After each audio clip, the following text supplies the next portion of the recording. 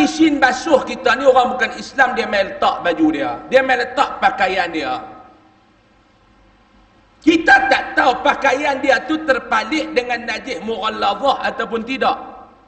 Terpalit dengan najis mutawassithah ataupun tidak. Terpalit dengan najis mukhaffafah ataupun tidak. Bagi mereka, yang ni tak ada. Ya betul, itu agama mereka.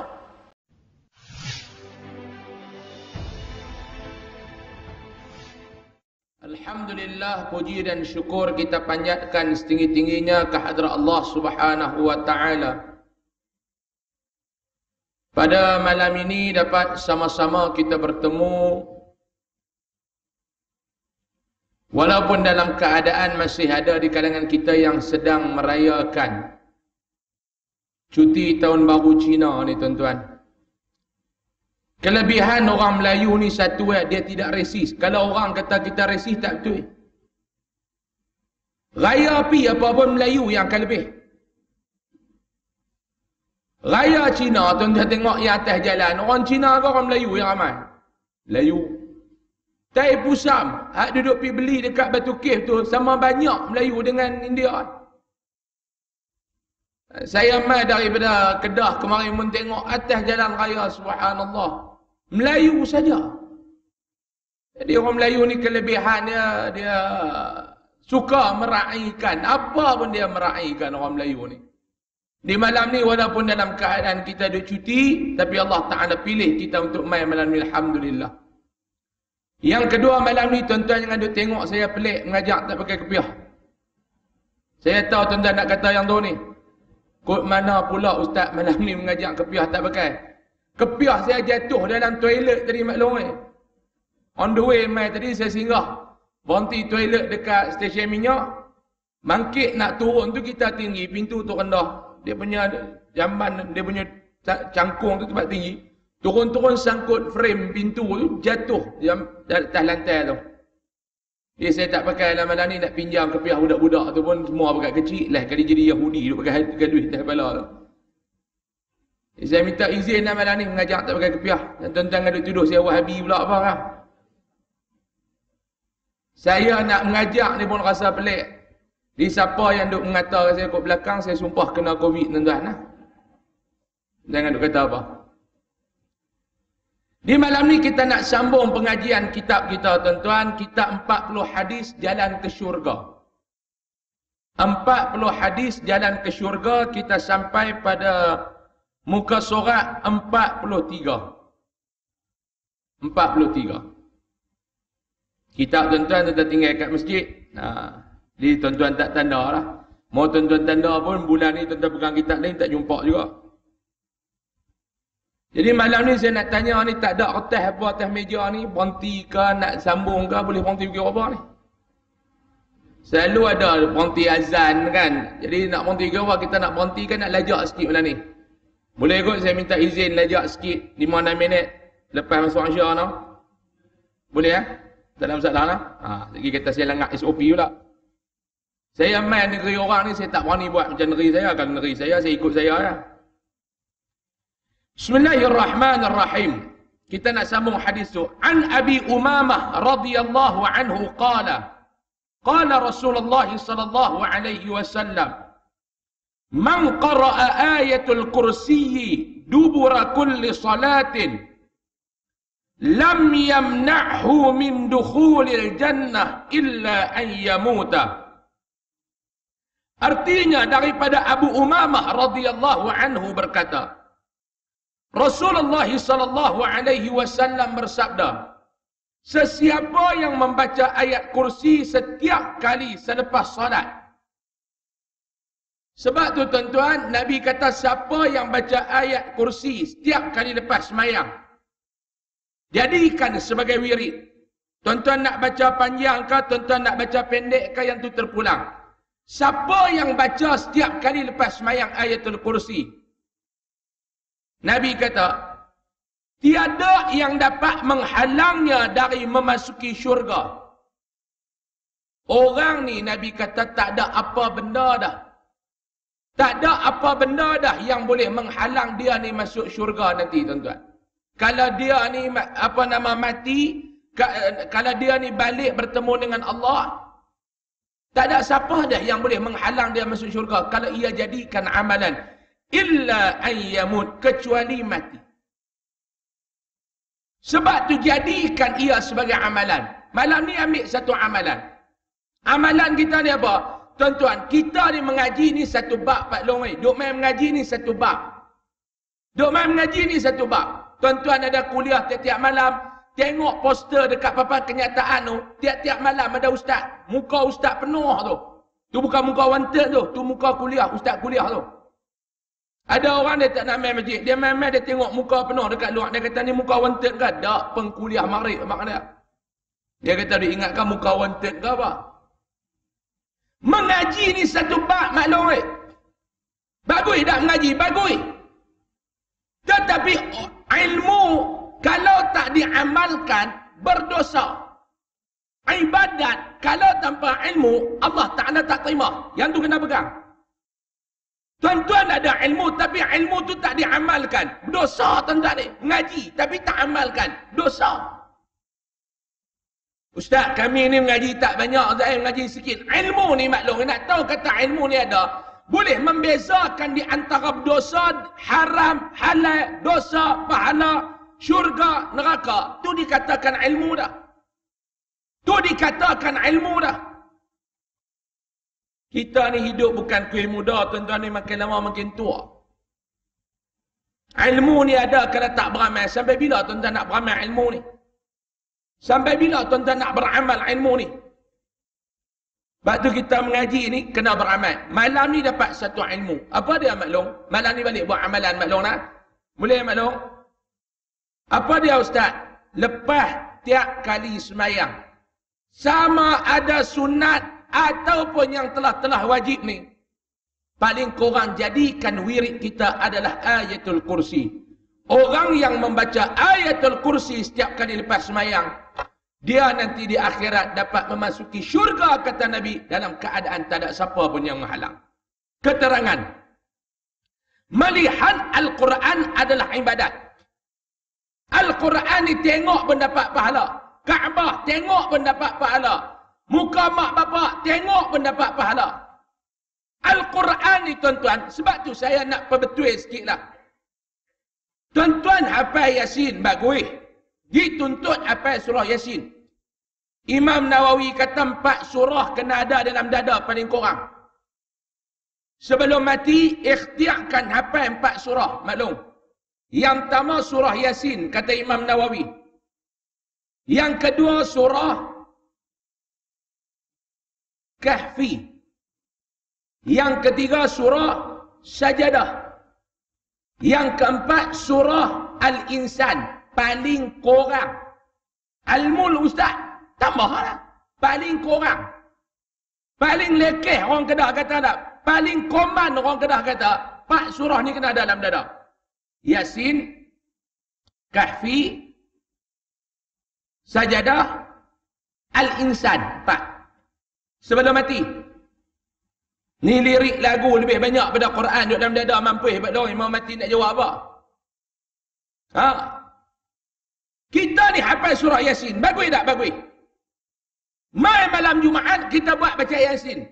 Tiba-tiba AJK masjid ambil surah Yasin tu edak. Kita kata tak apa-apa. Hafal dah. Saya nak abang ke tuan-tuan ambil walaupun hafal, buka tengok. Sebab apa dia? Dapat pahala. Bukan berat apa. Kita hafal ni untuk duduk dalam dada. Nak guna waktu tak ada surah Yasin. Kalau tak ada, baca macam biasa. Kalau orang bagi surah Yasin, ambil, buka, baca. Walaupun kita hafal. Sebab apa dia? Melihat Al-Quran tu satu pahala. Tuan-tuan tak mahu ke? Saya tengok banyak tuan-tuan. Kadang-kadang dia hafal. Tak apa, tak apa. Tak apa, bagi. Siapa dengan kita ni? Kita mengaji ni tuan-tuan. Tuan-tuan tak beli kitab. Orang masjid bagi. Tuan-tuan ambil buka dah. Baca kitab. Baca hadis. Tengok ayat Quran. Dapat pahala. Ni kadang-kadang saya duduk berbetul tu. Kitab tak cukup. Cerita lain. Ada orang bila bagi kitab. Tak apa. Bagi lebar. Tak apa. Bagi lebar. Sopa dengan sah depan kosong. Depan dia kosong. Sila. Duk suruh orang lain pergi. Dia tak pergi. Cuba tuan-tuan, Allah Ta'ala buat sekali, siapa duduk sah pertama, semayang, setiap kali semayang 2,000 seorang. Penuh. Siapa baca Quran, tengok Quran, keluar daripada celah Quran tu duit 200. Mampu kita nak apa? Baguslah apa. Cuma bila nak baca, Quran ada, surah Yasin ada, ambil, pegang, tengok. Sebab apa dia?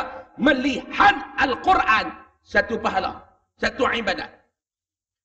Membacanya ibadat. Baca, tengok pun ibadat. Baca pun ibadat. Mengajarkannya ibadat. Lepas tu biajak orang ibadat. Khairukum man ta'allama al-Qur'ana wa 'allamah. Sebaik-baik orang di kalangan kamu, man ta'allama al-Qur'an, yang pergi belajar Al-Quran wa 'allamah, dan dia reti, dia pergi ajak orang lain pula. Itulah manusia yang antara manusia terbaik, kata Nabi. Yang dia belajar dan dia mengajar. Dan memahaminya juga ibadat. Memahaminya juga ibadat. Sebab tu yang dikatakan tadabbur tu tuan-tuan. Ni 2 bulan lagi nak masuk bulan Ramadan dah lah. Ni dah masuk Rejab dah. Mula baca dah, Allahumma barik lana fi Rejab wa Sya'ban wa ballighna Ramadan. Baca dah maklum. Baru tahu kok ini masuk Rejab. Mujur Ustaz Abang dah. Masuk Rejab dah. Lepas Rejab Sya'ban, lepas Sya'ban Ramadan. Maklum yang mana yang tak ganti lagi tahun lepas, ganti cepat maklum. Tapi mau saya tengok daripada depan ni, nampak ni semua jenis tak ada ganti pada ni. Jenis full belakang dah. Balik besar di rumah yang duk tinggal tu. Ni hak suami tinggal tahun lepas. Kalau dia ganti cepat, dia pun period juga tahun lepas. Nak masuk bulan Ramadan, kita namakan sebagai bulan mentadabbur Al-Quran. Apa makna tadabbur? Tuan-tuan, apa benda yang kita nak buat untuk kita menjadi golongan yang mentadabbur Al-Quran? Jawabnya tuan-tuan, yang pertama, tunaikan hak Al-Quran. Al-Quran ni ada hak, tuan-tuan kena faham. Ni Al-Quran yang Nabi tinggalkan kepada kita ni tuan-tuan, sebagai mukjizat daripada Allah Subhanahu wa taala, ada hak yang kita kena tunai. Sebab tu ketika mana turunnya ayat inna aradna al-amanata 'ala as-samawati wal ard wal jibal fa'abayna an yahmilnaha wa ashfaqna minha wa hamalaha al-insan innahu kana zaluman jahula. Sadaqallahul azim. Ketika turun ayat ni, saya tak ingat dah dalam surah apa, saya tak ingat dah ayat ni.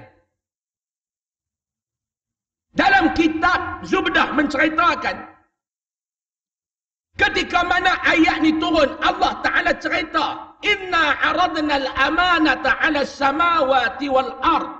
Allah pernah menawarkan satu amanah kepada langit, bumi, gunung ganang. Allah Ta'ala pernah tawarkan satu amanah. Kepada siapa yang Allah Ta'ala tawarkan amanah ni? Kepada langit. Kepada siapa yang Allah Ta'ala tawarkan amanah ni? Kepada bumi. Kepada siapa yang Allah Ta'ala tawarkan amanah ni? Kepada gunung ganang. Langit yang luas, bumi yang luas, gunung ganang yang besar menolak tawaran ni. Tak berani mereka nak menerima amanah, nak menggalaskan amanah ni. Mereka tak berani. Fa'abayna an yahmilnaha wa ashfaqna minha wa hamalaha al-insan. Yang berani menerima amanah ni adalah manusia. Insan. Innahu kana zaluman jahula, kata Allah. Yang manusia, yang insan ni, dua sifat negatif mereka. Yang pertama, zaluman, suka melakukan kezaliman. Yang kedua, jahula, bodoh. Dahlah zalim, bodoh pula. Ni di antara perangai tabiat buruk manusia ni. Zalim, bodoh. Dia tak apa nak faham. Dahlah zalim, bengong pula. Itu kesak lagi lah. Orang Kedah dia kena boh lagu tu baru dia silap. Lalu ulama tafsir menafsirkan ayat tu, menghuraikan ayat tu. dia yang amanah, yang hebat, yang langit tak mau terima, yang bumi tak berani nak tanggung, yang gunung ganang tolak. Amanah apa? Di antara 16 amanah, salah satunya adalah Al-Quran. Kita pergi terima, kena tunaikan amanah, kena tunaikan tanggungjawab kita kepada Al-Quran. Tuan-tuan tahu tak apa dia tanggungjawab yang kita kena tunaikan kepada Al-Quran ni, tuan-tuan? Maklum tahu tak tanggungjawab tu apa dia, maklum? Yang pertama, Al-Quran ni tuan-tuan kena belajar. Tu yang dikatakan rubbama ay yaqra'ul Qur'an wal Qur'anu yal'anu. La, sekali balik pergi sana, Al-Quran laknat kita. Sebab apa dia? Baca tak tahu tajwid. Baca tak belajar. Yang dikatakan wajib al-ghunnah tu apa dia? Yang dikatakan idgham ma'al ghunnah tu apa dia? Yang dikatakan idgham bila ghunnah tu apa dia? Yang dikatakan izhar, ikhfa, iqla' tu natang apa? Kalau jumpa lam dengan ra, tanwin ataupun nun mati bertemu dengan lam dan ra, hak tu apa dia? Tanwin 2 baris atas ke 2 baris bawah ke 2 baris depan ke? Ataupun nun mati bertemu dengan waw, tu apa dia? Ya waw mim nun, tu hukum apa? Baca Quran kena ikut tajwid, bukan ikut sedap. Banyak kita baca Quran ikut sedap. Awak yang panjang tadi ni, dia kata panjang tu lagu bunyi sedap lagi, bukan boleh lagu tu. Baca kena ikut tajwid, bukan ikut sedap. Faham? Yang kedua, hak Al-Quran tu apa dia? Dah hang baca, dah hang belajar, hang kena baca. Dah baca, hang kena faham. Dah faham, hang kena hafal. Dah hafal, hang kena beramal. Dah beramal, hak terakhir nombor 6, hang kena ajak orang cintakan Al-Quran. Kena ajak orang cintakan Al-Quran. Tuan ingat senang ke tuan-tuan?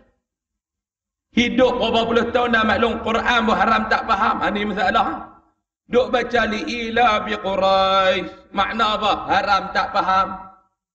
Inna a'tainakal kautsar. Haram tak faham. Kadang-kadang nama surah pun dia tak tahu. Antara baca surah Al-Kafirun tengok, dia kata tak apa. Han tak apa Al-Kafirun, han baca kuliah. Kuliah boleh dia tak? Yang tu tak apa lagi. Yang Fatihah pun dia tahu. Dia Nabi angkat nikah, tu imam kata baca surah Fatihah, tengok dan dengar. Dia duduk berdiam celik, dia kata tak apa tu imam. Tu imam kata tak apa, kalau tak apa Fatihah baca Alham. Dia kata Alham boleh. Celaru maklum. Tu pun lambat lepas nak menikah. Maklum. Mengaji maklum kita ni. Sebab tu tafsir ni kena belajar macam mana pun. Kena ada kuliah tafsir. Ustaz mengajak kuliah tafsir, tuan-tuan kena main dengar. Nak bagi faham. Macam mana tuan-tuan nak faham Quran kalau tuan-tuan tak baca, tak belajar tafsir? Dia kata tak apa Ustaz, saya beli Quran yang terjemahan. Tobat tak faham eh? Baca Quran terjemahan, tobat tak faham. Tuan-tuan orang awam beli tu, keluaran Jabatan Perdana Menteri tu, tafsir pimpinan Ar-Rahman tu. Tak di rumah, biar ada satu, buka, tak faham, tanya ustaz, telefon ustaz tanya. Kena maklum, sebab nak faham Al-Quran ni adalah hak yang kita kena tunaikan. Kata ulama. Umur kita berapa dah tuan-tuan? Umur kita berapa dah? Saya 60 dah ustaz. Dia ingat-ingat saya tak lama mana mati. 60 tak apalah. Bak mati tu cerita lain. Bukan nanti tua, muda pun selerak banyak yang mati. Maklum umur 60 tahun maklum. Ada tak 40 surah dalam dada kalau mati hari ni? Umur 60 tahun, mati-mati malaikat tanya ada tak 40 surah hafal? Tak ada. Mampu tuan-tuan. Jangan duk seronok tukar tahun baru ya. Usia berkurang, umur dia bertambah, usia hidup makin berkurang. Kalau Allah Ta'ala bagi kat kita contoh, hidup ni Allah Ta'ala bagi kat kita 60 tahun. Tahun lepas umur kita 50. Maknanya usia hidup ada 10 tahun lagi. Tahun ni umur bertambah 51, usia hidup berkurang dah tinggal 9 tahun. Tu contoh, kalau tinggal 9 hari lagi dia mampu. Dia kata tak ada apa lagi. Saya duk tengok telinga pun elok tak jatuh lagi. Dia kata tanda tak ada. Tanda ingat tanda mati telinga jatuh tuan-tuan. RM2 bagi dia tengok tak jatuh gini. Tuan-tuan kalau telinga jatuh ni mati tuan-tuan. Hak geng-geng Sabah Sarawak ni mati belakang dah lah. Tapi tak ada. Bukan tanda tu mati. Dia kata tak ada lagi tanda mati. Saya baru ni nak tidur malam. Saya terbaca dalam satu penulisan daripada seorang ilmuwan Islam. Daripada Mesir. Nama dia Syekh Muhammad Al-Ghazali. Baik, sebelum nak tidur saya baca sikit-sikit. Sebab tu di antara ubat tidur awal. Tengok handphone tak tidur dah. Duk tengok macam-macam cerita nak bubar sana, nak bubar ni. Kata lena dah tuan-tuan. Buka kitab, baca-baca sikit, boleh lena. Saya baca, saya tertarik dengan satu cerita. Dia cerita tentang tanda-tanda mati. Mati maklum tanda-tanda mati. Dia kata di antara tanda-tanda mati ni, kita nak mati ni, kita nak tahu tanda tu macam mana maklum. Ada tak tanda mati Ustaz? Ada. Tanda mati ni apa? Syekh Muhammad Al-Ghazali dia letak yang pertama. Tanda kata kita nak mati ni, bila mana kita hidup, tu tanda kita nak mati. Jangan duk tanya, nak mati ni tanda apa? Hang hidup tu menandakan hang akan mati. Faham tuan-tuan? Buat tuan-tuan ni muka macam kena COVID ni seorang-seorang ni. Faham tak maklum? Mati ni tuan-tuan, hidup tu tanda mati. Bila mana kita hidup, itulah tanda bahawa kita akan mati. Oh. Lepas tu dia duk bagi dah. Allah Ta'ala duk bagi dah kat kita ni. Tarikh luput dia duk hantar dah. Roti tuan-tuan, kita makan ada tarikh luput. Apa benda pun dia ada tarikh luput. Hatta kereta kita pun ada tarikh luput. Tuan-tuan beli kereta baru buat loan 9 tahun. Sebab tu bank pun dia tak bagi lajak sampai 12. Dia bagi dekat 9 dah. 9 tu pun macam-macam perangai dah kereta hang tu. Elok-elok bayar bulan yang terakhir tu. Pi bawa kereta pi bank. Nak bayar lah. Ya. Elok-elok bayar lah. Apa settle-settle keluar-keluar bank. Start kereta tak hidup dah. Keluar bank kereta pun masuk workshop.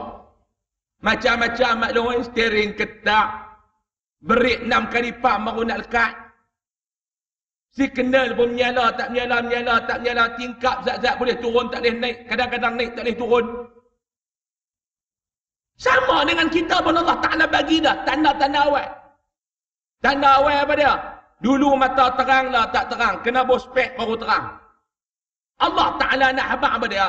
Pandangan ni Syekh Muhammad Al-Ghazali dia kata. Allah Ta'ala nak habak. Bila hang tak pakai spek, hang tak nampak. Bawa spek baru nampak. Allah Ta'ala nak suruh korang dah pandangan hang terhadap dunia. Dia sekat dah pandangan dunia ni korang-korang. Kena tengok akhirat lebih sikit. Saya pun dia ada bagi tanda dah maklum. Boh. Orang kata awak yang start pakai spek. Saya ni rabun lama dah tapi dulu tak mau pakai sebab nampak tua. Tapi 3 kali dah duk tengok bini orang nampak macam bini kita. Itu bahaya lah. Bulan lepas, saya pergi satu shopping mall di Kedah tu. Bini saya dia ajak, sambut birthday dia, apa dia ajak pergi makan. Saya duduk makan dekat kedai makan tu, dia kata dia nak pergi beli beg, tinggal saya dengan anak. Kita pun duduk main handphone, tengok-tengok ada perempuan tu lalu. Duduk nampak macam bini kita.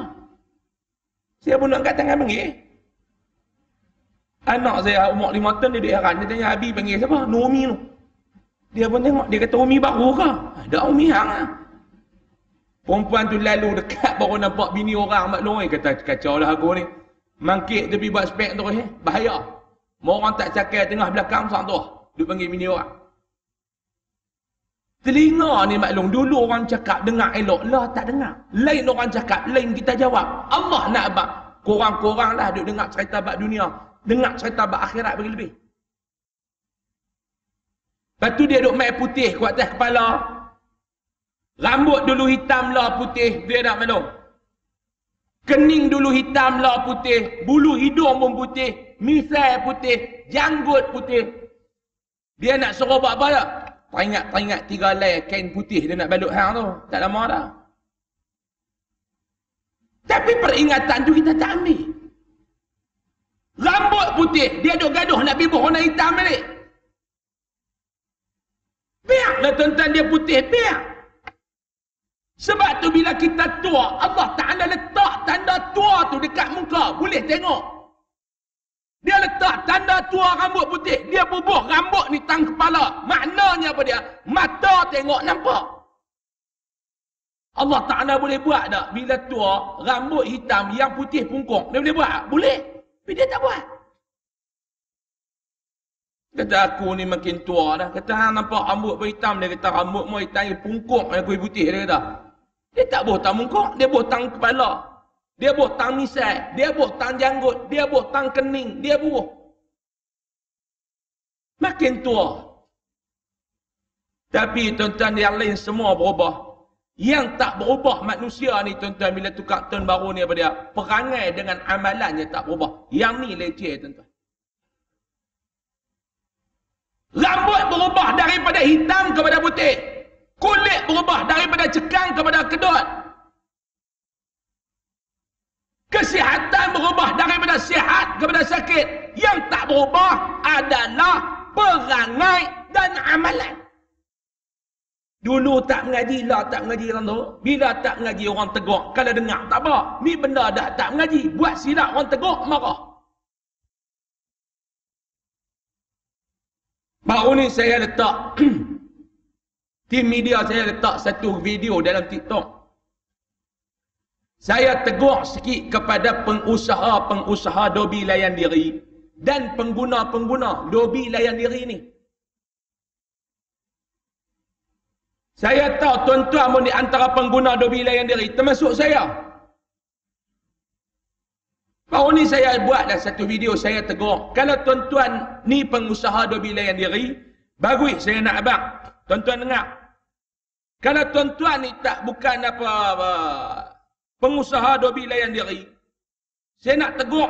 Mungkin kawan-kawan tuan-tuan ni pengusaha dobi layan diri, saya nak tegur. Ataupun tuan-tuan ni pengguna. Kita ni duduk dalam negara berbilang bangsa.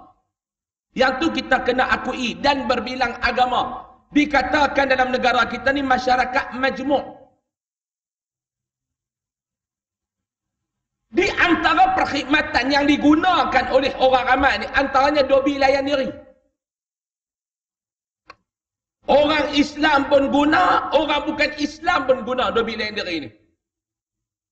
Dan pengusaha-pengusaha ni ada yang Islam, ada yang bukan Islam. Cuma bila kita, contoh saya ni pengusaha dobi layan diri. Saya orang Islam. Dalam Islam ni kita terikat dengan ahkamut taharah. Hukum-hukum yang berkaitan dengan suci ni. Orang bukan Islam, kita tak boleh kata apa kat mereka. Sebab mereka tak kena mengena. Dia bukan ada cerita bab dia nak, apa orang kata, bab hukum suci.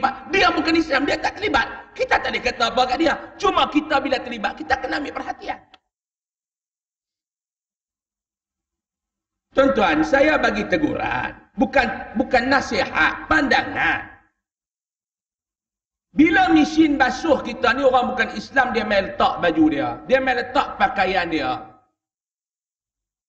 Kita tak tahu pakaian dia tu terpalit dengan najis mughalladhah ataupun tidak. Terpalit dengan najis mutawassithah ataupun tidak. Terpalit dengan najis mukhaffafah ataupun tidak. Bagi mereka, yang ni tak ada. Ya betul, itu agama mereka.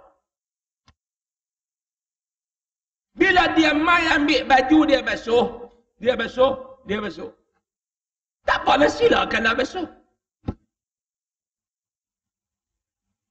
Cuma saya kata, bila kita ni alert, tengok dia bila dia basuh, habis dia basuh tu kalau boleh pihak dobi tu, cuci sekali lalu mesin yang dia guna tu. Buat turun sabun, berbuat air, putar, bagi basuh bilik barang tu, keringkan. Saja orang Islam main berguna pula mesin tu, tak ada apa.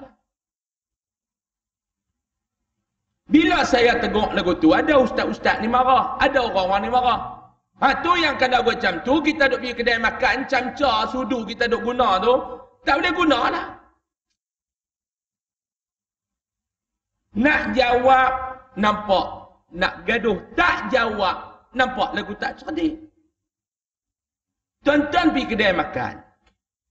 Tuan-tuan pergi kedai makan. Kita guna sudu tu setiap kali orang makan, dia pelak kan dia basuh. Saya nak tanya tuan-tuan, kalau tuan-tuan nak bagi perbandingan kata baju yang mesin tu dengan sudu tu. Kita pergi restoran maklum, tuan-tuan berada kedai makan, kau tuan-tuan ambil tisu lap baru makan tu. Ataupun dia pakai basuh. Itu saya kata kadang-kadang dia nak bagi perbandingan tu macam tak cerdik. Ni kita nak pergi basuh baju ni kita nak pakai ibadat. Sebab tu saya sangat mengesyorkan pihak masjid, yang mana masjid-masjid yang ada duit lebih, buat satu dobi layan diri, khusus untuk anak-anak Korea tu mai basuh tangan ni. Yang dobi ni jaga betul-betul bab taharah ni. Tak boleh kita nak buat kita orang Islam buat satu mesin, buat satu kedai dobi, betul buat satu mesin untuk orang bukan Islam. Saja akan timbul pula yang ni rasis, yang ni perkauman, yang ayo. Jadi pengusaha ni dia kena learn. Waktu orang naik, boh saban sikit, sekali putang. Sebab apa dia? Nak bagi. Dia dalam najis ni, bab-bab najis dalam mazhab Imam Syafi'i. Dia ada najis yang dikatakan hukmiyah. Ada najis ainiyah. Itu panjang. Kalau nak hurai itu dia panjang. Sebab tu saya tengok, saya kata buat. Yang kedua saya tegur. Pengusaha dobi ni. Tuan-tuan duk basuh baju dekat dobi, kan dekat pintu mesin tu dia bubuh stiker tu. Makna kita boleh letak baju ni maklum, parah tu ya. Kita bubuh, dia akan turun ayak. Kadang-kadang sampai terlalu nak penjimatan, nak niaga ni. Ayak tu sepatutnya dia kena naik lah. Bila baju kita parah tu, dia masuklah ayak ni kurang-kurang setengah. Ataupun bagi tenggelam baju kita ni, pakaian kita ni. Ni kadang-kadang suku ya. Suku tak apa, ada kedai tuan-tuan, takat lembab ya. Tak boleh, ni orang nak main suci, orang nak main basuh, pakaian tu orang nak guna dalam ibadat.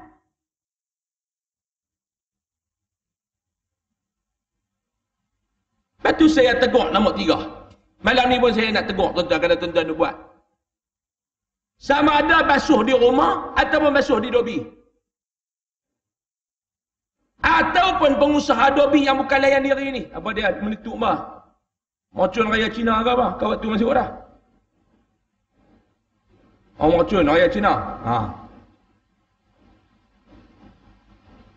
Terlupa tak mana dah. Tuan-tuan basuh. Main mengajak dekat Sungai Long, cuba mengajak di Palestin tu. Pumpang. Tu. Israel hantar. Ni saya nak tegur sikit, nombor 3. Tuan-tuan duk basuh baju ni, terutamanya orang yang ada anak-anak kecil, yang campur baju budak-budak dengan baju orang tua. Tuan-tuan, anak-anak kecil ni kadang-kadang dia terkencing dalam seluar, dia terberak dalam seluar. Tuan-tuan pergi ambil baju dia, main lungguk dengan baju kita, pergi basuh. Saya nak tanya, bercampur tak najis tu lepas tu? Tuan-tuan ada wah-wah tak nak pakai baju tu main buat ibadat? Sebab tu orang Kedah pesan, dia kata paling kurang rendam dan bilas sekali lalu. Nak pergi guna dobi layan diri ni, ambil baju anak-anak ni letak dalam besen, masukkan air, bilas sekali lalu. Nu nak pergi bercampur dengan baju kita, bilas bagi siap. Pergi bercampurlah baju. Kita tegur ni atas dasar apa dia? Sayang. Nasihat ni atas dasar apa dia? Kasih dan sayang. Ada orang dia tak boleh terima. Lepas tu saya kata, kalau tak mengaji, lepas tu buat silap, orang tegur, kita boleh perbaiki. Tak apa. Ni kadang-kadang orang kena kata, ketegak ni tak tahu nak apa. Ni saya nak pesan dekat tuan-tuan. Tuan-tuan nak buat. Tak mau buat ikut suka. Saya terlepas dah. Saya bercakap. Sebab saya duk tengok benda ni depan mata. Dan saya cadanglah tuan-tuan, kalau masjid tuan-tuan berada duit, ada kemampuan. Tak ada kemampuan, tak apa. Kalau ada kemampuan, kemampuan daripada sudut duit, kemampuan daripada sudut tenaga, tuan-tuan tolong lepaskan anak-anak Qaryah ni daripada benda-benda tu. Tuan-tuan carilah mana-mana premis, buatlah dobi layan diri, khusus untuk tanggungjawab yang dikatakan fardu kifayah kita dengan masyarakat. Kalau ada kemampuan duit, kadang-kadang duit ada, tenaga pula tak ada, tak apa dah. Kalau mampu, silakan. Masjid-masjid dia kena fikir yang tu dah, cukup-cukup dah, dia fikir buat van jenazah tu cukup dah. Van jenazah ni pinjam masjid lain pun tak bau, hari-hari orang nak mati. Pergi buat benda-benda ni. Ini masalah bila kita tegur, dia marah kita. Tak tadi kata macam tu Ustaz. Taklah kita cakap. Nak dengar-dengar, tak mau dengar sudah. Allahu Akbar, sambung. Tahu mana tak tahu. Terkejut meracun. Saya bukan boleh dengar benda-benda betul tuan-tuan. Saya ingat macam duduk di sebelah Israel, belah Palestin. Sambung keterangan. Ulama berkata, jika kita ingin berbicara dengan Allah, maka dirikan salat dan pohonlah munajat kepadanya. Dan jika kita inginkan Allah berbicara dengan kita, maka bacalah Al-Quran. Kata-kata ni cukup sedap. Ulama berkata, jika kita ni ingin berbicara dengan Allah, semayang, bermunajat kepada Allah. Itu cara kita berbicara dengan Allah. Dan jika kita nak Allah berbicara dengan kita, maka kita kena berbanyakkanlah membaca Al-Quran. Saya ulang balik tuan-tuan. Kalau tuan-tuan nak berbicara dengan Allah, tuan-tuan semayang, tuan-tuan bermunajat. Kalau tuan-tuan nak Allah berbicara dengan kita, maklum, kita kena banyakkan baca Al-Quran. Bila baca Quran, seolah-olah Allah sedang bercakap dengan kita. Al-Quran merupakan mukjizat terbesar Nabi Muhammad sallallahu alaihi wasallam yang berkekalan hingga hari kiamat. Rahsia dan keajaibannya dirasai oleh manusia sepanjang zaman apabila kitab ini terus-menerus dikaji dengan kajian-kajian ilmiah. Mana dia bukti Al-Quran ni mukjizat Ustaz? Kata ulama 3 benda. Dalam Al-Quran Allah Ta'ala cerita benda-benda terdahulu yang berlaku kepada umat-umat zaman Nabi-Nabi dahulu. Yang kedua, Al-Quran berbicara tentang kenyataan pada hari ini. Apa yang berlaku pada hari ini tuan-tuan? Allah Ta'ala cerita dah dalam Al-Quran. Sikap manusia, fitnah yang akan berlaku. Tak ada cerita banyak lah tuan-tuan ni bulan Rejab, bulan Isra' Mi'raj. Apa yang Nabi tengok, yang Allah Ta'ala tunjuk dalam perjalanan Nabi tu, jadi ke tak hari ini? Nabi tengok dulu, jadi ke tak? 1000 tahun dulu Allah Ta'ala tunjuk dekat Nabi. Lah, jadi ke tak? Sebab tu apa yang Nabi tengok dalam perjalanan Isra' Mi'raj ni, Allah Ta'ala tunjuk, inilah penyakit-penyakit umat kamu, wahai Muhammad, yang berlaku di zaman kamu ada, dan selepas kamu tiada. Ni dia penyakit umat-umat kamu ni. Apa dia penyakit umat-umat kamu ni? Yang gila dan terhanyut dengan dunia. Jadi ke tak? Jadi ke tak? Jadi. Walaupun dunia tu umpama wanita tua yang berhias. Hanyut. Hanyut. Yang kata wanita ni model tua pun kalau dia hias. Hanyut.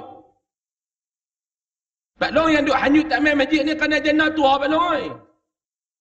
Dulu duk main masjid elok-elok ada janda tua buka kedai makan. Hanyut. Tu yang kata perempuan ni tua-tua pun kalau kena gaya. Orang kena kata karan sama ni. Sebab tu maklum jangan duk kira tua tak apa tak. Maklum tak tutup aurat pun maklum tua tak ada siapa mau. Siapa tak tahu maklum. Maklum tahu mana siapa mau ke dah. Dia cucuh sungguh kan. Dia kita cucuh sama apa dia tahu.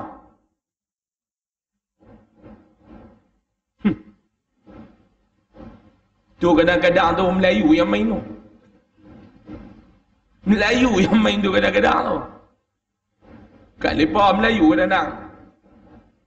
Maklum, tu yang kata perumpamaan wanita tua tu. Nabi berjalan lagi dalam Isra' Mi'raj. Nabi tengok pula yang berlaku ni apa dia.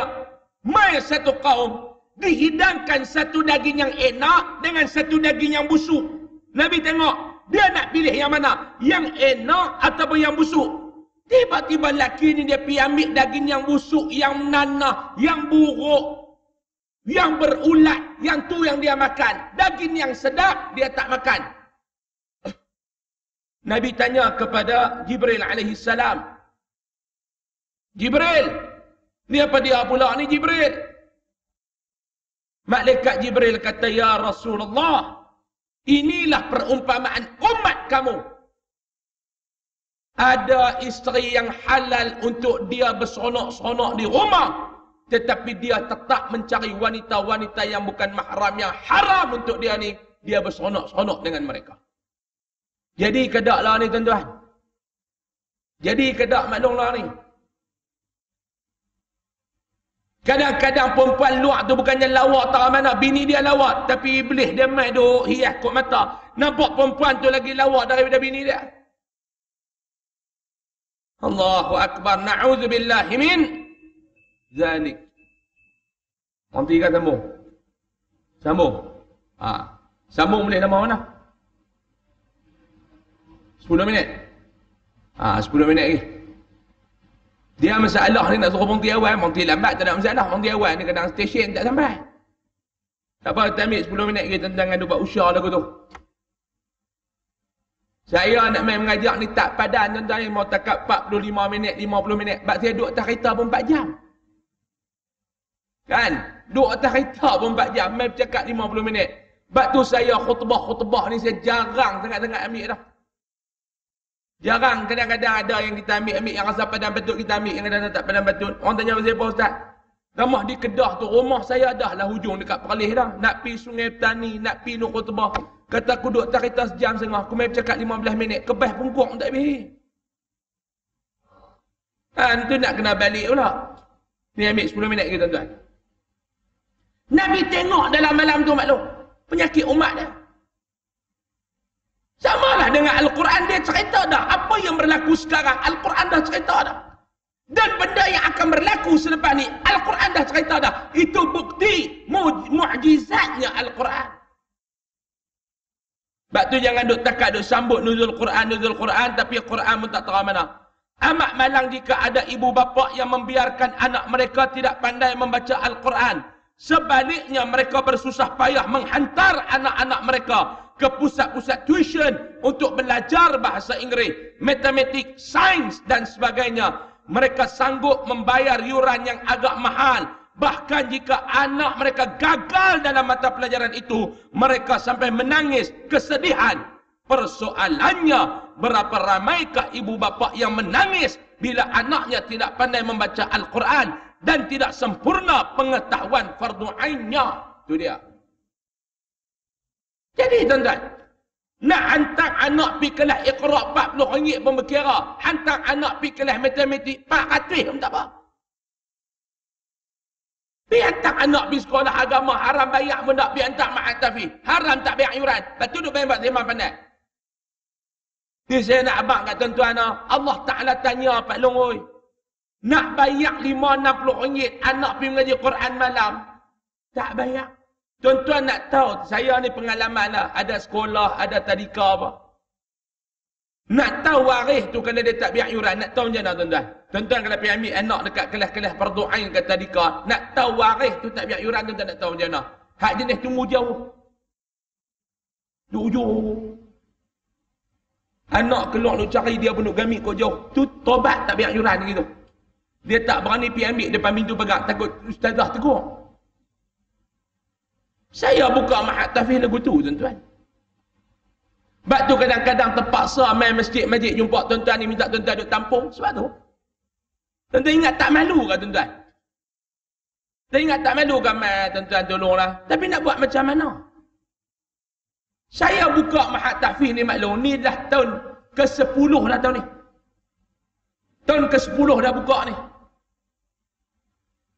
Dulu memang saya tak mau nak, malu tuan-tuan nak minta-minta derma ke orang nak suruh bantu sekolah. Orang pula dia macam-macam. Ada yang jenis bantu, ada dia main kata kita, ustaz dah tak mampu nak buka apa. Ada lagu tu.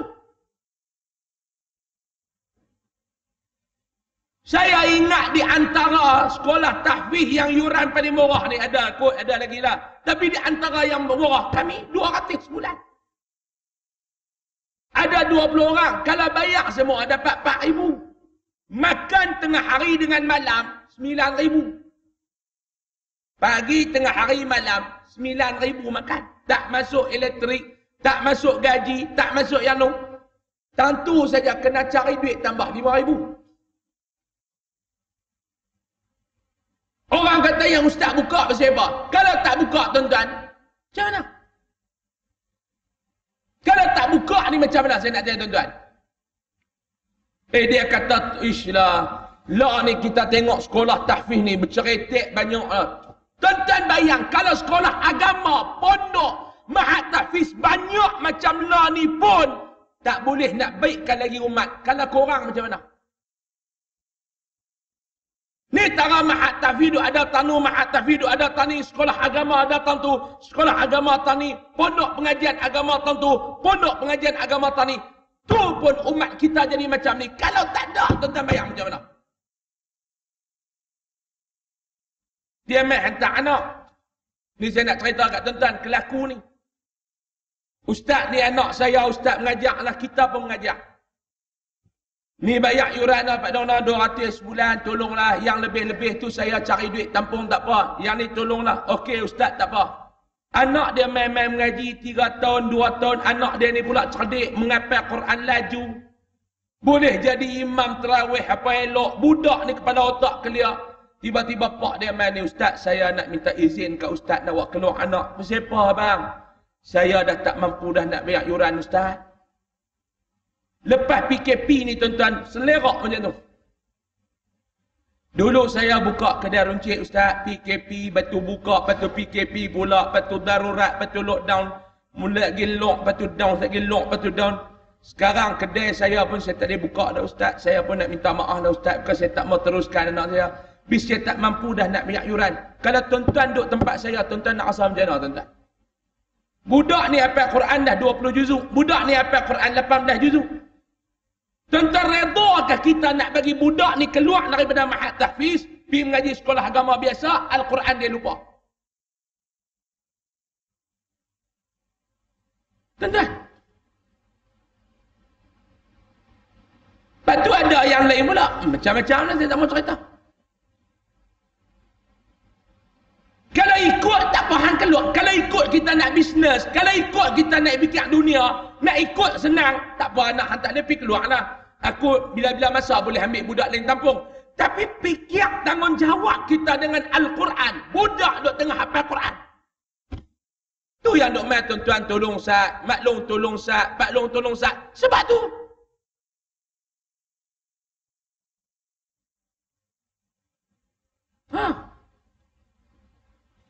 Ditambah tahun ni nak naik yang nu semua naik.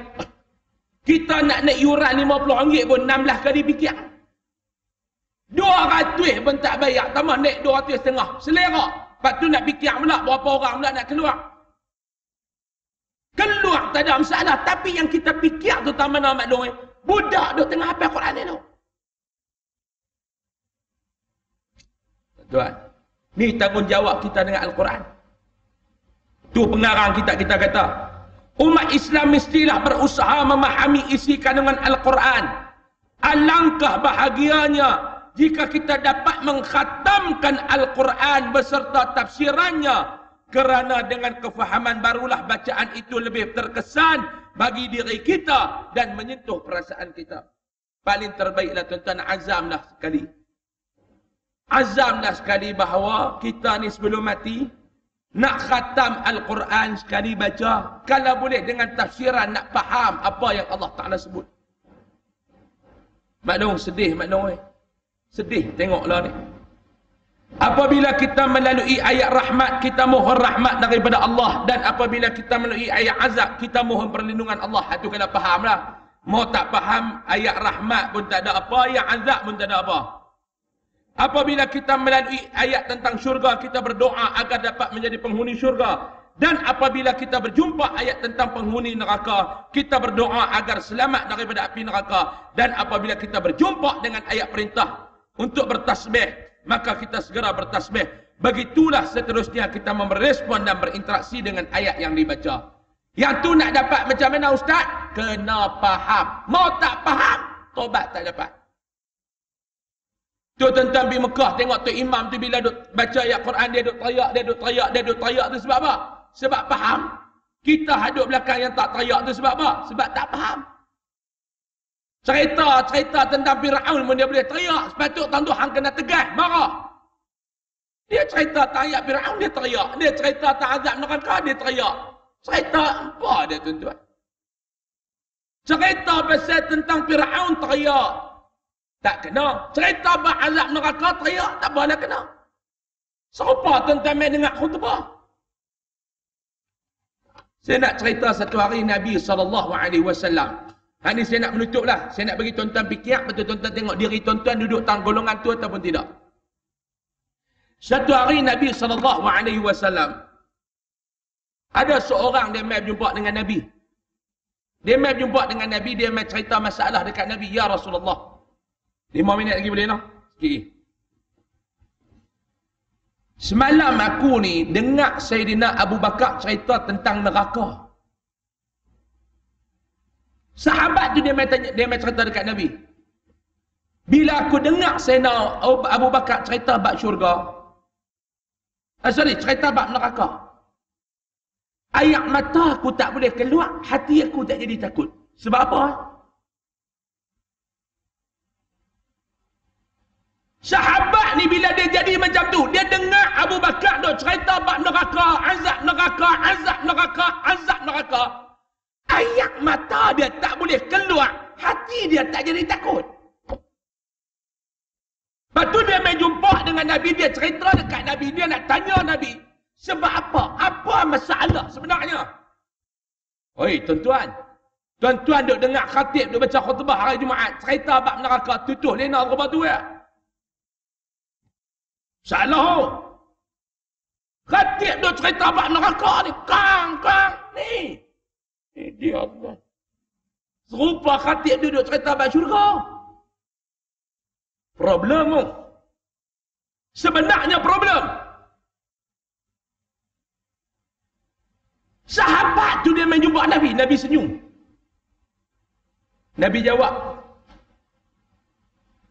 Nabi kata soalan hang dekat aku, bila hang dengar cerita tentang neraka, air mata hang tak boleh keluar, hati hang tak boleh takut. Jawapannya apa dia? Sebab hati hang dah keras. Nabi kata. Tak habis cakap tu. Nabi sambung. Sebab apa bila dengar bab neraka, air mata tak boleh jatuh tuan-tuan? Sebab apa dengar bab neraka, hati tak boleh takut tuan-tuan? Nabi jawab. Sebab hati hang dah keras. Sebab apa hati hang jadi keras? Nabi kata. Sebab hang ni dosa banyak. Kasratuz dzunub. Dosa banyak. Sebab apa yang hang ni dosa banyak? Sebab hang tak ingat kepada mati. Sebab apa yang hang tak ingat kepada mati? Sebab hang ni panjang angan-angan. Sebab apa yang hang ni panjang angan-angan? Sebab hang cinta kepada dunia. Bila hang cinta kepada dunia, ia menjadi kepala kepada segala kejahatan. Nabi jawab lagu tu ya. Saya ulang balik mana? Tuan-tuan ada tak jadi macam sahabat tu? Bila dengar cerita bab neraka tak rasa takut. Dengar cerita bab neraka tak rasa bimbang. Dengar cerita bab azab neraka, ayat mata tak boleh jatuh. Ada tak dalam diri kita? Saya nak tanya tuan-tuan. Tuan-tuan jawab dalam diri. Jangan duk jawab kuat. Jawab dalam diri. Esok minta khatib cerita bab neraka. Tuan-tuan duk dengar ni yang kata seringan-ringan azab neraka. 2 puntung api neraka pijak menggelegak otak. Tu paling kurang. Tu paling kurang. Tuan-tuan nak sembang Allah, api neraka, api neraka. Tuan-tuan berani ke? Berani apa? Nak suruh pergi cucuk apa pun takut jarum nak mampus.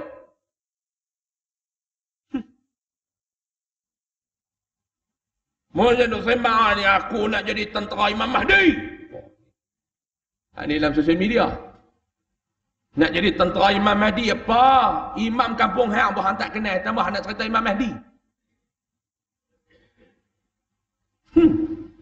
Aduh sembang nak jadi tentera Imam Mahdi.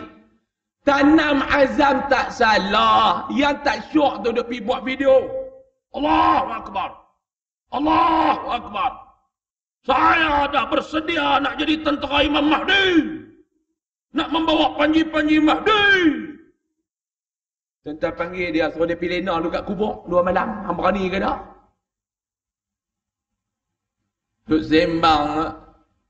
Saya hari tu tuan-tuan ada satu budak telefon saya. Ustaz. Ya. Ustaz Usam kan? Ya. Saya daripada Penang Ustaz. Ya. Alhamdulillah Ustaz. Allah Ta'ala bagi rezeki pada Ustaz. Saya pun heran. Ni bila PKP itu. Rezeki apa pula ni? Ustaz. Saya lah ni duduk bersama dengan Imam Mahdi. Terkejut saya. Dan Imam Mahdi nak berjumpa dengan Ustaz. Saya duduk tengah cakap telefon, saya kata, aku pening ke dia ni mabuk ni? Saya kata, macam mana tak apa jelas. Saya sedang duduk dengan Imam Mahdi. Maksud? Imam Mahdi nak berjumpa dengan Ustaz.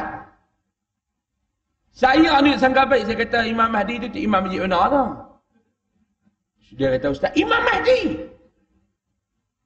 Saya kata, tak apa. Khain salam banyak-banyak dekat dia. La tak boleh pergi mana lockdown, saya kata. La tak boleh pergi mana lockdown. Dia saya pun tak. Dia tunjukkan mak budak mana. Budak wayang putih mana dia pergi ambil tu. Dia kata Imam Mahdi. Dia cerita betul saya pun dia heran kat saya seorang. 2-3 orang ustaz kena. Ni pun celaru tuan-tuan. Ni pun celaru ni. Dia mengaji terlebih. Dia syok juga.